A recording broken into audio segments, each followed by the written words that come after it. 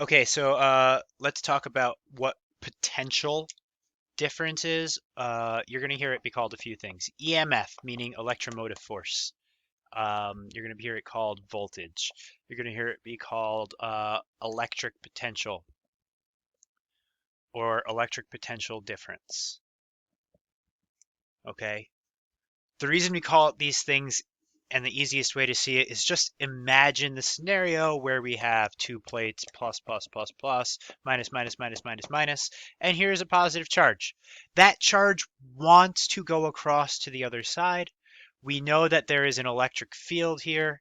We know that field applies a force to that. We know that if it's a force that moves at a distance, it's going to do work.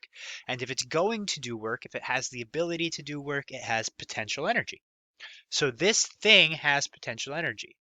How much potential energy it has depends upon the strength of the field and the charge, because the electric field is an amount of force per Coulomb of charge.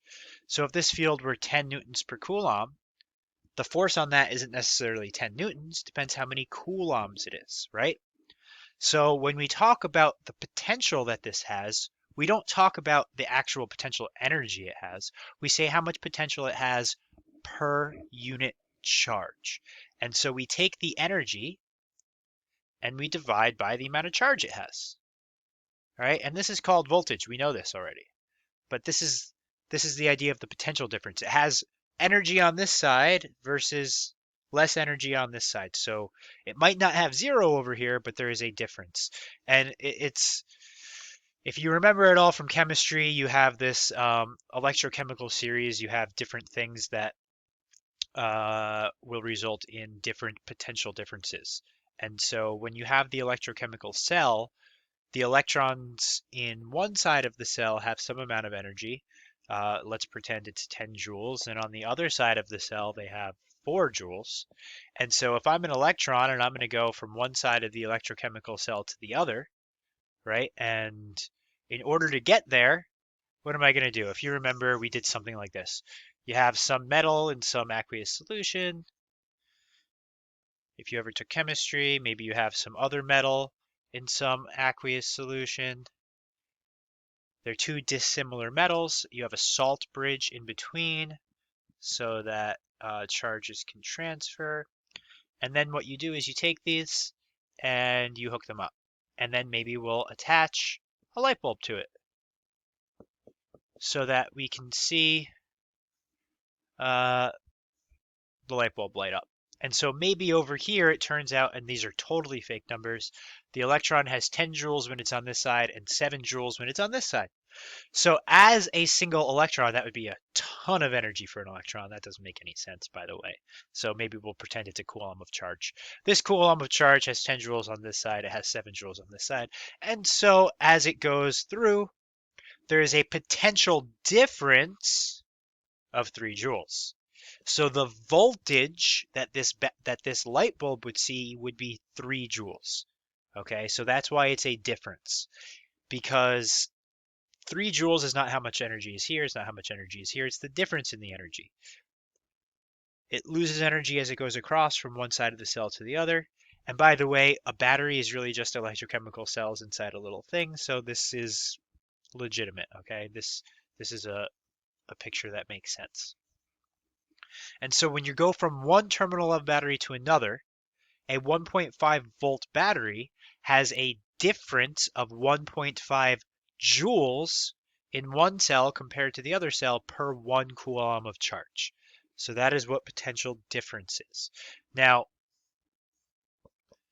I'm going to show it here again. We know that there's some electric field.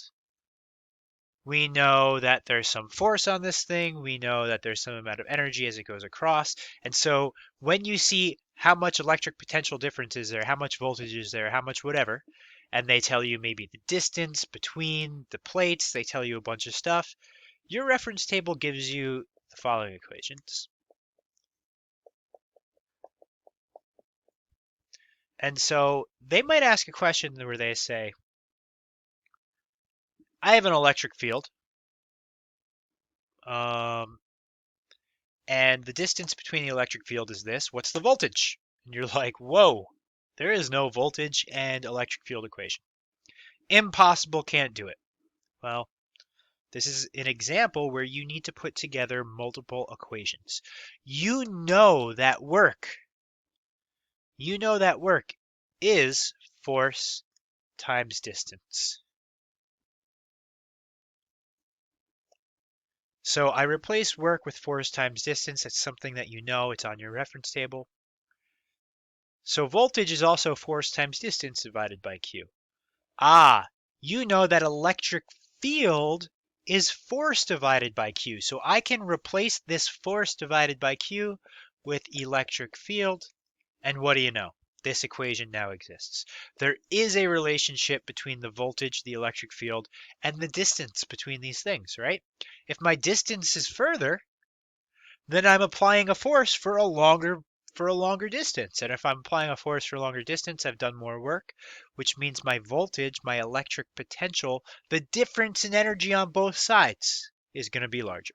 All right, so there it is. That's electric potential, potential difference, voltage. All really the same thing as far as we're concerned.